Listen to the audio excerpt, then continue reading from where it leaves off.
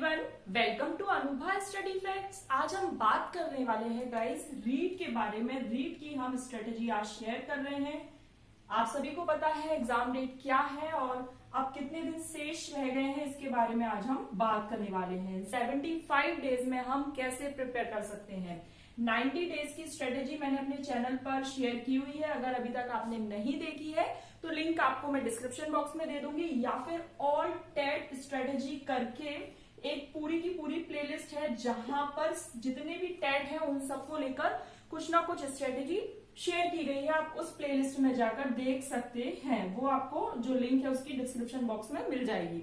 अब 75 डेज है रीड के लिए, कैसे प्रिपेयर किया जाए, क्योंकि बहुत से लोगों का ये रहता है कि हम किसी और एग्जाम की तैयारी कर रहे थे, चूंकि जब से रीड पोस्टपोन हो गया था तो हमने अपने अच्छे से इस पर ध्यान नहीं दिया, पढ़ाई नहीं की है।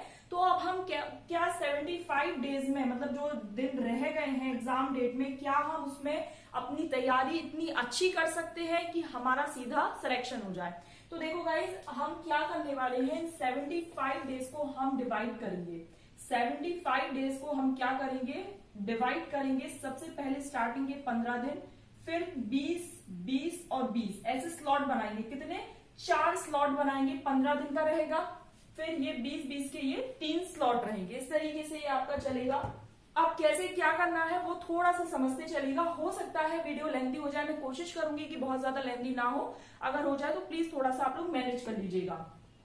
स्टार्टिंग के 15 दिन में हम क्या करेंगे, अगर देखो जिसने पहले से प्रिपरेशन शुरू कर दी होगी तो ऑलमोस्ट 40 to 60% सिलेबस हो गया होगा उसका। अगर नहीं की है तो आज भी, अगर आज से इस वीडियो को देखने के बाद भी आप स्टार्ट कर रहे हैं अपनी प्रिपरेशन, तो यकीन मानिए आप अपना सिलेक्शन ले सकते हैं। शर्त यह है कि आपको इस चीज को इम्प्लीमेंट करना पड़ेगा अपने अकॉर्डिंग। ठीक, स्टार्टिंग के 15 दिन में सबसे पहले मैं हमेशा कहती हूँ सिलेबस देखा जाता है। किसी भी चीज का, किसी भी एग्जाम का क्या पैटर्न है, क्या सिलेबस है। जब सिलेबस देख लो तो उस चीज को ये ध्यान में रखो कि कौन कौन से टॉपिक्स हमारे हो गए हैं, या हमको पहले से भी थोड़ा बहुत तो आता ही है ना। जैसे लैंग्वेज 1 हो गया, लैंग्वेज 2 हो गया, ईवीएस हो गया, सीडीपी में थोड़ा बहुत अगर कुछ आता है, आपने डीएलएड, बीएड कुछ किया है तो थोड़ा बहुत तो कुछ ना कुछ आता ही होगा, ऐसी बात तो नहीं है। तो सिलेबस देखो, फिर उसके बाद प्रीवियस ईयर क्वेश्चन लगाओ। सिलेबस देखने के बाद प्रीवियस ईयर क्वेश्चन लगाओ। भले ही नंबर कम आए, 150 में से हो सकता है आप 90 भी ना ला पाओ, क्योंकि अभी आप स्टार्ट कर रहे हो। और जिन्होंने स्टार्ट कर दिया है, जिन्होंने अपनी पहले से तैयारी कुछ ना कुछ रखी है, हो सकता है कि उन लोगों के भी 90 मार्क्स ना आ पाए हो किसी भी रीजन से, क्योंकि अभी ये जो टाइम था उसमें हो सकता है बहुत से लोगों की पढ़ाई नहीं हो पाई हो प्रॉपर तरीके से, तो हो सकता है कि 90 मार्क्स तक ना आ पाए। ठीक, चलेगा। हमें क्या करना है, प्रीवियस ईयर क्वेश्चन लगाते जाना है। जो भी हमारे पास, जिस भी पब्लिकेशन का आपके पास है, मैं यहाँ पर कोई पर्टिकुलर नेम मेंशन नहीं करूंगी, जो भी प्रीवियस ईयर क्वेश्चन है उसको कम से कम 2 to 3 टाइम्स लगा लो। इन 15 दिनों में हमें करना ही केवल ये है। स्टार्टिंग के 15 दिन में हम सिलेबस देख के उसके प्रीवियस ईयर क्वेश्चन का एनालिसिस करेंगे और हमारे मार्क्स पता करेंगे कि क्या आ रहा है, क्वेश्चन किस तरीके से पूछे जा रहे हैं, क्या कंटेंट पूछा जा रहा है। जैसे हिंदी है तो पैसेज गद्य पद्य पूछे जा रहे हैं, इंग्लिश है तो पैसेज पूछे जा रहे हैं, पेडागोजी का सेक्शन कितना आ रहा है, ईवीएस के क्वेश्चन क्या बुक से आ रहे हैं, एनसीईआरटी से आ रहे हैं, राजस्थान बोर्ड से आ रहे हैं, कहां से आ रहे हैं, थोड़ा थोड़ा एनालिसिस करना है। क्योंकि 15 दिन I think more than sufficient है इस चीज को पता करने के लिए कि क्वेश्चन का जो एग्जाम का जो पैटर्न है वो किस तरीके से। हम 15 दिन इसीलिए यहाँ पर डिवोट करें। प्रीवियस ईयर क्वेश्चन 3 से 4 साल के अगर हम लगाएंगे तो मैक्सिमम 5 दिन में लग जाएंगे। लेकिन मैं आपसे क्या कह रही हूँ, 2 से 3 बार, 2 to 3 टाइम्स इनको लगाना है। और केवल लगाना ही नहीं है, एनालिसिस करना है। नंबर भले ही 90 आए, 100 आए या 120 प्लस आ जाए, बस एनालिसिस करना है कि किस पॉइंट पर हमारी कमी रह रही है। क्या मैथ्स में एनसीईआरटी हमको और अच्छे से करनी है या राजस्थान बोर्ड की बुक्स पढ़नी है। इस तरीके से 15 दिन एनालिसिस करना है, 2 से 3 बार प्रीवियस ईयर क्वेश्चन को लगाना है। उसके बाद अब हम चल रहे हैं अपने फर्स्ट, यहाँ 20-20 दिन के जो 3 स्लॉट है उसका जो फर्स्ट और वैसे सेकंड स्लॉट है। फर्स्ट स्लॉट में हम क्या करने वाले हैं कि जो सिलेबस है उसको हम डिवाइड कर देंगे। उसको हम क्या करेंगे, डिवाइड करेंगे, जो भी है उसको 3 पार्ट्स में डिवाइड करेंगे। ठीक, तो सबसे पहले जैसे सीडीपी आ गया, तो सीडीपी में हमको पता चल रहा है यहाँ पर रीड में कंसेप्चुअल क्वेश्चन बिल्कुल ना के बराबर है।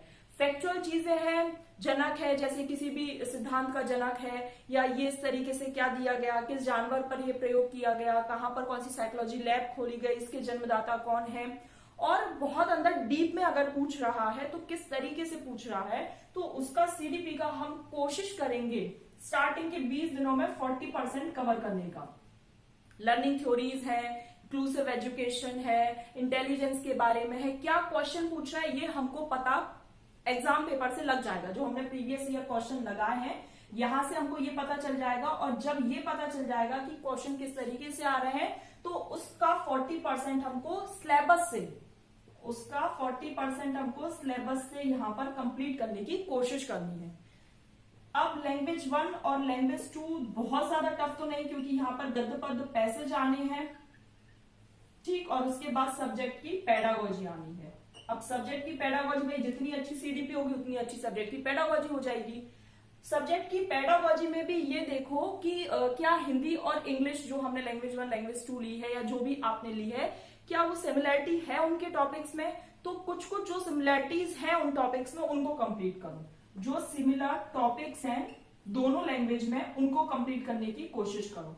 जैसे भाषा अर्जन हो गया, लैंग्वेज एक्विजिशन हिंदी में हो गया, हिंदी में भाषा अर्जन हो गया, तो कुछ कुछ टॉपिक्स हैं जो सेम रहेंगे दोनों लैंग्वेज में, उनको करने की कोशिश करो। फिर उसके बाद लेवल 1 की अगर हम बात करते हैं तो ईवीएस आता है। ईवीएस में क्या करो, प्रीवियस ईयर से पता चल गया क्वेश्चन किस तरीके से आ रहे हैं, अब अपने हिसाब से पता चल जाएगा कि हाँ ये चीज यहाँ पर कमी रह रही है, क्योंकि देखो सबको अपनी स्ट्रेंथ और वीकनेस खुद को पता होती है। दूसरा आपको केवल यहाँ सजेस्ट कर सकता है ऐसा ऐसा पढ़ लो, ऐसा कर लो, बाद बाकी करना आपको ही है। ईवीएस में जैसे ही पता चला तो राजस्थान बोर्ड की जो ईवीएस की बुक है वो पढ़ो, उनसे देखो, फिर वापस से प्रीवियस ईयर क्वेश्चन पर आ जाओ कि हाँ वाकई में जो मेरे पहले गलत हो रहे थे क्या वो अब सही हो रहे हैं। अगर आपको लग रहा है कि हाँ आपको ज्योग्राफी भी पढ़नी चाहिए इसके लिए तो थोड़ा बहुत वो भी पढ़ लो, आपको लगता है राजस्थान की कुछ जीएस भी पढ़नी चाहिए ईवीएस के लिए तो वो भी पढ़ो। अपने हिसाब से चीजें आकलन करो, क्या आता है, कहाँ पर कमी रह रही है और किस चीज को कैसे बेहतर कर सकते हो। ये ईवीएस हो गया। तो ईवीएस में भी मैं यही कहूंगी भाई 30% पोर्शन कंप्लीट करने की कोशिश कर लो। फिर उसके बाद आ जाता है यहाँ पर मैथ्स, और लेवल 2 में आ जाएगा आपका साइंस। लेवल 2 में यहाँ पर आ जाएगा आपका साइंस। तो साइंस के लिए तो मैंने आपको पहले भी बोला था मैग्रो हिल मुझे काफी ठीक लगती है, शॉर्ट में गिवन है, चैप्टर वाइज बिल्कुल शॉर्ट नोट्स जो हम बनाते हैं ना खुद से बिल्कुल एज इट इज गिवन है, अगर आप चाहें तो उसको कंप्लीट कर सकते हैं। सब्जेक्ट पेडागोजी भी उसमें गिवन है, उसी में गिवन है, सब्जेक्ट पेडागोजी भी उसी में दी हुई है, तो आप चाहे तो वो ले सकते हैं, नहीं है तो जो आप पढ़ना चाहें एनसीईआरटी तो सबसे बेस्ट है। तो साइंस में 6th 7th और 8th की एनसीईआरटी स्टार्टिंग के 20 दिनों में इजीली निपट सकती है। इवन मैं तो ये कहूंगी अगर आप थोड़ा सा ज्यादा ध्यान दोगे तो 9th की भी एनसीईआरटी यहाँ पर कंप्लीट कर सकते हो। 9th में क्या होता है, फिजिक्स केमिस्ट्री बायोलॉजी तीनों पोर्शन बहुत अच्छे से करना है। 9th और 10th को तो स्किप नहीं करना है, 10th को हम ये सेकंड स्लॉट में रखेंगे, ठीक है, अभी नहीं रखेंगे, अभी केवल 6th 7th 8th की मुश्किल से मुश्किल 5-6 दिन में, मतलब अगर एक वीक भी मान रहे हो तो और आपको 13 दिन और मिल रहे हैं, जिसमें से लगभग 7 दिन यहाँ चलेगा और 6 दिन सब्जेक्ट पेडागोजी के दे सकते हो। कुछ कुछ अपने हिसाब से कुछ स्लॉट्स बनाओ, इतने इतने दिन में ये कंप्लीट करना है, फिर ये हो गया तो अब हमें ये कंप्लीट करना है, ऐसे करके चलोगे तो हो जाएगा। अब मैथ्स में क्या करना है, एनसीईआरटी से पहले ऐसा करो, आरबीएसई वाली बुक जो राजस्थान बोर्ड की बुक है उनको करो, प्रीवियस ईयर क्वेश्चन देखो, ट्रिग्नोमेट्री से क्वेश्चन आ रहा है क्या, एडवांस मैथ से क्वेश्चन आ रहा है या जनरल अर्थमेटिक आ रही है, क्या आ रही है, पहले ये पता करो। प्रीवियस ईयर क्वेश्चन क्यों लगाने के लिए बोल रहे हो, उससे ये पता चलता है कि एग्जाम का पैटर्न क्या है, पूछ कैसे रहा है क्वेश्चन। जब ये पता चल जाए तो एक बार सरसरी निगाह में 5th क्लास के आरबीएसई की बुक देख लो, और 6th हो सके तो यहाँ पर देखो मैथ्स जिनका अच्छा होगा मैं उनके लिए बोलूं, हो सके तो 7th भी कर लेना, क्योंकि मैथ्स अच्छा है तो आप इतनी स्पीड मेंटेन कर लोगे, क्योंकि यहाँ 40% करना है, यहाँ पर सब्जेक्ट की पेडागोजी, पैसेज के लिए कोई बुक पढ़ सको तो पढ़ते रहना ताकि उससे वहां पर स्पीड मेंटेन बनी रहे। ईवीएस में 30% अगर हो सके तो यहाँ पर 7th की कर लेना, अगर मैथ्स थोड़ा सा वीक है तो 5th और 6th भी रख सकते हो फर्स्ट स्लॉट में, क्योंकि नेक्स्ट अभी 40 डेज और है, उसमें हम कुछ चीजें कवर करेंगे। यहां तक की बात आई होप आप लोगों को क्लियर हो गई कि 2 स्लॉट्स हमारे कंप्लीट हो चुके हैं। अब हम अपने नेक्स्ट स्लॉट पर बढ़ रहे हैं, जिसमें हम क्या करने वाले हैं वो देख लेते हैं।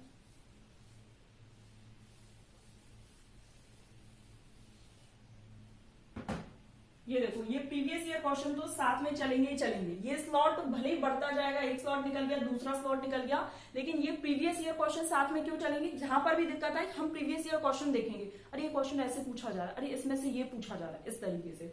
फिर जो सेकंड स्लॉट रहेगा सीडीपी में, कोशिश करो कि जो 40% पहले हुआ था उसका रिवीजन हो जाए, उस 40% का, और नया 40% ऐड हो जाए।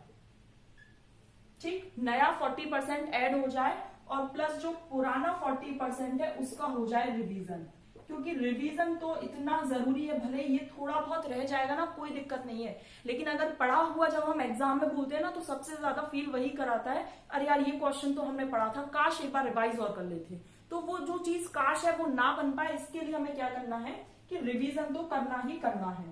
ठीक, लैंग्वेज 1 लैंग्वेज 2, इसमें क्या करो, इसमें पर्यायवाची विलोम शब्द, ऑपोजिट वर्ड्स, सिनोनिम, और उसके बाद वन वर्ड, इडियम फ्रेजेस, ये सब थोड़ा सा अच्छी कर लो। तो यहाँ पर हिंदी और इंग्लिश के लिए मैं दोनों के लिए कहूंगी बुकैब जितनी अच्छी हो, व्याकरण पर बहुत ज्यादा तवज्जो, आई थिंक इतना तो नहीं रहेगा, थोड़ा बहुत पढ़ सकते हो। ग्रामर एकदम स्किप मत करना, वोकैब ऐसा करना पूरे के पूरे 20 दिन पढ़ लेना, जो थर्ड स्लॉट है उसमें पूरा का पूरा पढ़ना है, और ग्रामर और हिंदी में व्याकरण, इसको ऐसा करना है कि थोड़ा थोड़ा पढ़ते चलना, लगभग 10 दिन भी अगर दे दिए तो आई थिंक बहुत रहेगा। फिर उसके बाद ईवीएस का जो 30% हो गया था, कोशिश करो कि 60% हो जाए, यहाँ पर टोटल 60% हो जाए। ठीक है, 30% रिवीजन और 30% नया, एज इट इज सीडीपी। अब यहाँ पर बात आ जाएगी साइंस की, जो कि लेवल 2 के लिए, ये लेवल 1 के लिए, ये लैंग्वेज है, लैंग्वेज 1 लैंग्वेज 2।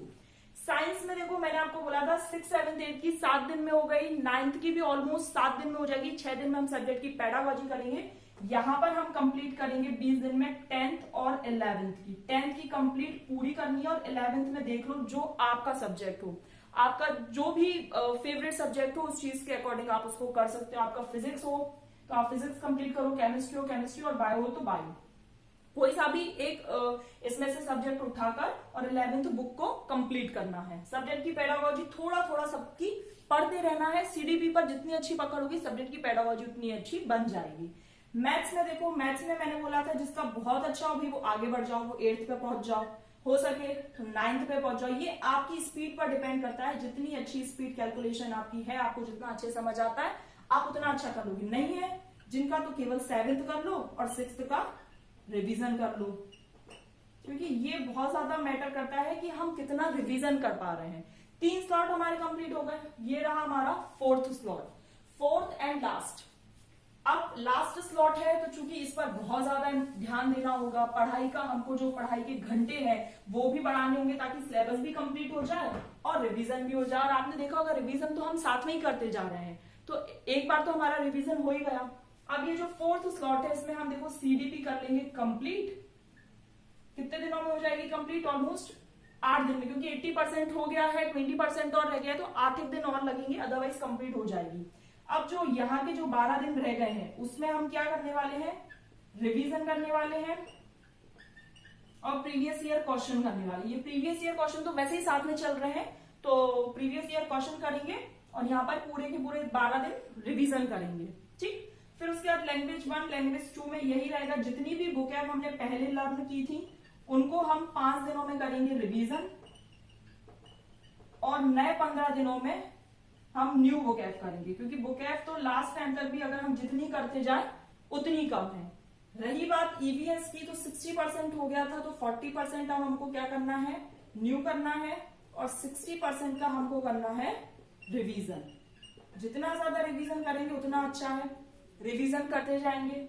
साइंस में देखो मैंने आपको पहले ही कहा था कि 11th की हो गई है, अब 12th की करनी है। कोई भी एक सब्जेक्ट उठा लेना, केमिस्ट्री अच्छा लगे केमिस्ट्री, बायोलॉजी अच्छा लगे बायोलॉजी, वो चीज उठाकर यहाँ पर हम करेंगे रिवीजन, और उसके बाद 11th 9th 10th और 11th का करेंगे हम रिवीजन। अब ये कैसे करेंगे? 12th की बुक है, लगभग 10 दिनों में कंप्लीट हो जाएगी। चूंकि हम इन्हें एक बार कर चुके हैं और इनका रिवीजन पहले भी हो चुका है, तो यहाँ पर भी मुश्किल से 10 दिन लगेंगे, और इन 20 दिनों को साथ में लेकर थोड़ी थोड़ी सब्जेक्ट की पेडागोजी भी करते रहेंगे। रही बात अब मैथ्स की, तो भाई जिसकी मैथ्स अच्छी हो वो 10th तक पहुंच जाए, 9th 10th तक पहुंच जाए, जिसकी नहीं है तो वो केवल 8th तक भी रह सकता है। क्योंकि हम और चीजों पर पकड़ अच्छी कर रहे हैं। जहां पर हमारा बहुत ज्यादा जोर नहीं है, जिस सब्जेक्ट पर हम बहुत अच्छी कमांड नहीं दे सकते हैं, तो कोशिश करनी है कि उसका कंपेंसेशन हम इन और सब्जेक्ट्स में कर लें, उसके जो मार्क्स का कंपेंसेशन है वो हम और सब्जेक्ट्स में कर लें। तो यहाँ पर देखो आपका रिवीजन होता चला जाएगा और पता भी नहीं लगेगा। अलग से रिवीजन के लिए कोई दिन भी नहीं देना है कि 10 दिन हम बैठकर रिवीजन। देखो रिवीजन क्या होता है, बहुत ज्यादा कभी कभी बोरियत फील करा देता है, यार ये हमारा पढ़ा हुआ है, ये तो हमको आता है, ऐसा नहीं वैसा नहीं, कुछ कुछ हम खुद से ही सोचते रहते हैं और चीजें स्किप करते जाते हैं, पेज पलटते जाते हैं, ये पता है पता है पता है, रिविजन करते नहीं है।